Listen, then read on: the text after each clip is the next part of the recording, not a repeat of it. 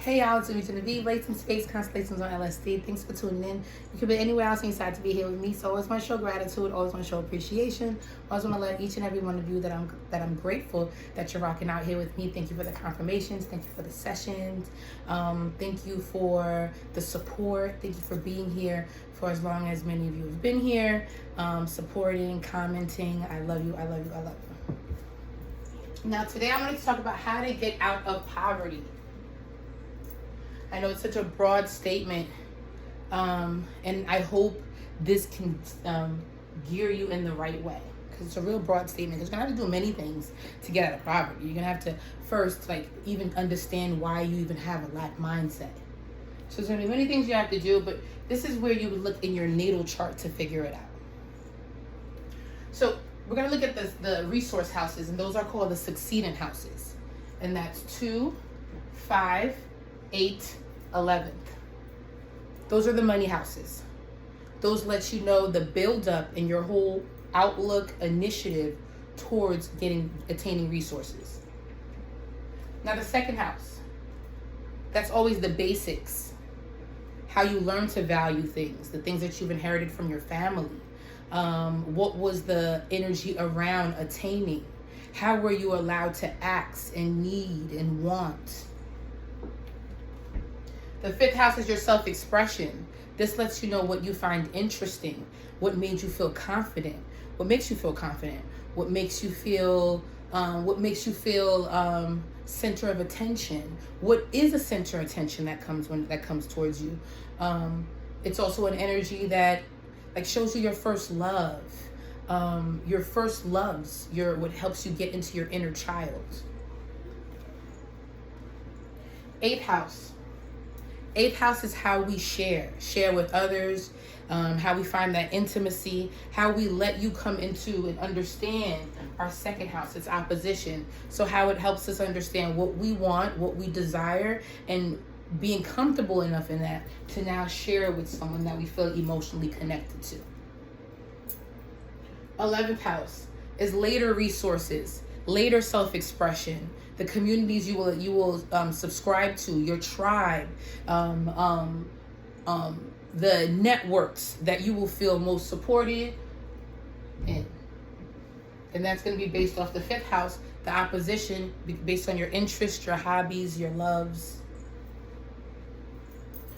And just know that in each house, 2, 5, 8, 11, it's all going to be in the same modality, either fixed, cardinal, or mutable. And we're going to talk about that and how that's going to help you figure out how to get out of these spaces of poverty, lack.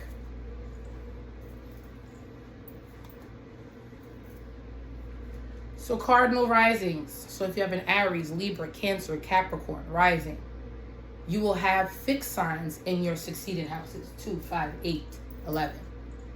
So cardinals, and this is also to those who have cardinal stelliums as well. If you're Aries, Libra, Cancer, Capricorn, and you have it in stelliums, you'll feel connected to the rising energy as well. Because the rising energy just lets you know that when the sign is in this house, in this placement, it is the most, it is operating in itself at all times. You act this way. So stelliums can make you have a high influence of that energy, which makes you act the way of the stellium. So if you have cardinal energy, Aries, Libra, Cancer, Capricorn, going into when you feel like you're in a place of lack, right? And you feel like you don't have and you're struggling to have, these are the things to really watch out for. So cardinal, going into savings assets to get yourself out of a hole. Cardinal, where do you feel like you go into that? You go into your savings accounts, you go into the things that you're like, these are the things I need to start, that I need to build, keep energy in there, keep money in there. These are the things I'm waiting for, like bigger purchases in my life. These are things that I'm saving up for, family. And when you're in a hole, you go into these places. When you need to save someone, because you're gonna be a lot of people's saviors in this lifetime, you go into the savings assets account to get out of a hole. Where do you need to change that? Another thing, cardinal, that 9 to 5 fixed schedule isn't enough. Cardinals, Aries, Libra, Cancer, Capricorn can feel like they always need to keep a day job. They always need to make sure that they are not falling short when it comes to this capitalistic world, where you need to make sure you have certain credentials and positions. But that's not enough. So we're going to need multiple streams of income cardinals, Aries, Libra, Cancer, Capricorn, that also can help you bring assets. And also for cardinal energy, Aries, Libra, Cancer, Capricorn, where do you feel like you are afraid of failure? You're afraid to start over. Which what makes you feel like, I got to keep that 9 to 5. I got to keep that day job. The way there's just always a conversation with that. Now keep that day job. Don't let it go. But know that it's not enough for the things that you want. Especially if you're in a day job that doesn't allow you to be in management, ownership, or at least have some sort of control in how the mechanics of things go. You are a producer, you are an owner, you are an overseer, you are in charge. Fixed rising, this would be Taurus, Leo, Scorpio, Aquarius. And those who have stelliums, dominant placements in Taurus, Leo, Scorpio, Aquarius. Needing to call others for help. That's something fixed signs hate doing, but they can, when they get into a hole, they may feel like they have to do this. Depend on someone else. Call someone and be like, can you rescue me out of this circumstance? Where does that need to be worked on, fixed signs? Also, you may start to penny pinch, and you hate that. You start to worry about, okay, this dollar, that dollar, $5, $6, $7. You start to worry, fixed signs, Taurus, Leo, Scorpio, Aquarius. Because you're like, oh my God, am I going to make this money? So you're freaking out. Where do we need to work on that? Fixed signs, Taurus, Leo, Scorpio, Aquarius, and in angular houses. Do contract work to attain lump sums, because you are a creative energy. So do things where you're like, okay, I'll be working here for 3 months, I'll be working here for 6 months, I'll get this amount of pay within this time, and this will help me now fund what? Because you are a creative energy, you are very likely to want to go into some sort of entrepreneurship or creative spaces where you are in control of the price point of what's getting paid. You have financial freedom. That's just huge for you. Now, since you have mutable placements in your second house, so if you have a Leo, Taurus, Scorpio, Aquarius rising, you would have mutable as the next sign, and that would be in your 2nd, 5th, 8th, and 11th house. So you do need to work on resource management. You need to keep them calendars up. You need to keep that budget list up. You need to figure out, you need to work with those checkbooks. You need to work with those.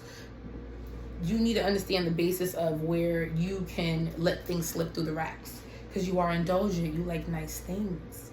You're creative, so you got to buy all this material. You got to have things look in a certain way. You're a connoisseur of ambiance, so you like to eat certain things. You like to, like, your sense of consumption, your palate can be very luxurious. So you have to have resource management, and you have to also work on self-worth.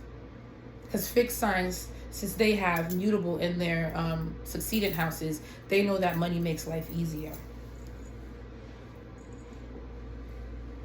That's what really fixed signs want resources for, to make sure they can have more of a efficiency, smooth, easy access to things that they enjoy in life.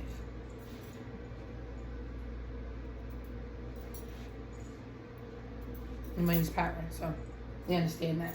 Whereas cardinals, cardinals in succeeding houses, that's fixed energy. It knows that money is an energy that makes them a huge support system. It knows that money, they understand the basis of how money can make money, since they have fixed in their succeeding houses. They are overseers, so they can do very well in backing up entrepreneurs, backing up creatives. They understand the cardinal energy. Aries, Libra, Cancer, Capricorn understands how to work for yourself, but also how to work for companies at the same time. How to have one foot in, one foot out when it comes to the creative world, and also when it comes to the professional work, corporate world at the same time, business world. Mutable, if you have Gemini, Virgo, Pisces, Sagittarius, and if you have and you would have cardinal energy in your succeeding houses. So if you have Gemini, Virgo, Pisces, Sagittarius as a rising in your angular houses, and also if you have it as a stellium in personal planets, these would be your themes. So getting that degree certification license so it can be a fallback on. Gemini, Virgo, Pisces, Sagittarius, they can feel that every time they get into a hole, they ask themselves, should I just go back to school? Should I just go like get some sort of license certification, something that allows me to bring in that consistency, the schedule that I'm looking for? And where that could just be like one of the biggest things for them, that they really learn how to build longevity and resources, because that could be the thing for mutable energy. How long is this even going to last when it comes to workspaces? So get one of those, get some sort of degree, license, certification that allows you to just go back on this, and it's something that you're not even like you're interested in. You it's an energy that can be very necessary to society. You have intellect. You could even be a specialist in it, and just do that to fall back on whenever you feel like, all right, it's I need to get back into something more responsible, because you are mutable. So you're going to have many different ideas. You're going to want to move around. You're going to want to go into spaces where you have a sense of freedom. So whenever you're in a hole, you come back into this mindset. So just get it in general. So whenever you do come into a hole, you just go back to this job that you know you could always get rehired at.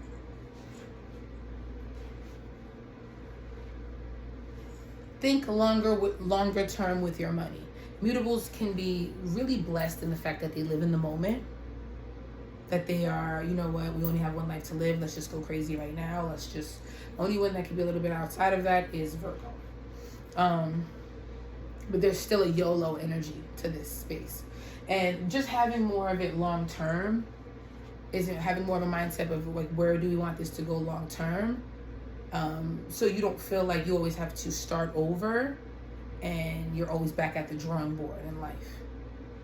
So have more of a longer plan with your money, planning out your resources.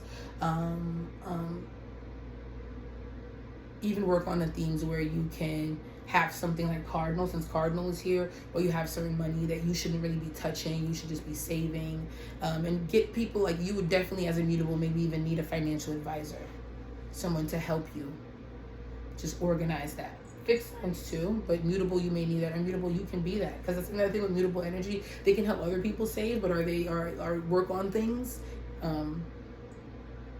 become aware and start to fix things, but are they doing that themselves? Another thing with mutable energy, Gemini, Virgo, Pisces, Sagittarius, learn to say no. Mutables are energies that are very charitable to people. They'll just help. They'll just give. They'll just blow it. And this is even part of like their path, is to be in some energy of service. So they can fall into spaces where they can't say no to people. They just always want to help. And this can put them in a hole. This can put them in poverty. So mutables really learning to say no and being okay with that. Maybe Virgo's part of your crew, so having boundaries with people. You're like, you know what? If I start to invest into this, it may turn into something that is out of control for me, and I may not have the discernment that I need for these sorts of situations. So just being aware of that as well with having mutable energy, Gemini, Virgo, Pisces, Sagittarius. Where is it important for you to just say no? No, I can't. I'm sorry. That would just throw my schedule off. That wasn't my plan. I'm sorry. And working on that in yourself, where you're not so impulsive, last minute, just doing unexpected, spontaneous things to yourself as well, where you're always on like a little anxious, so you don't make other people feel that way, so people don't feel like they can come to you that way as well. You don't feel that way with other people, and other people don't come to you that way. That anxiousness, like I need help with you right now, last minute, and now you are squandering your resources because of this. So learning to say no is very important with mutable energy. And just to counteract that, fixed signs, learning to say yes is important for you. Taurus, Leo, Scorpio, Aquarius, where is it important to say yes? I deserve that.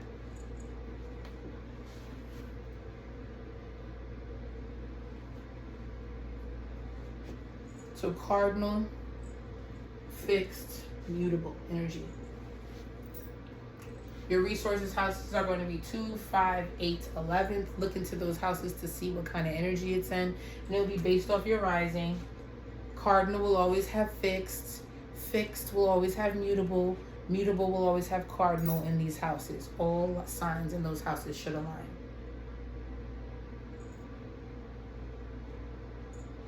So always love, always gratitude. Thank you for allowing me to share this with you.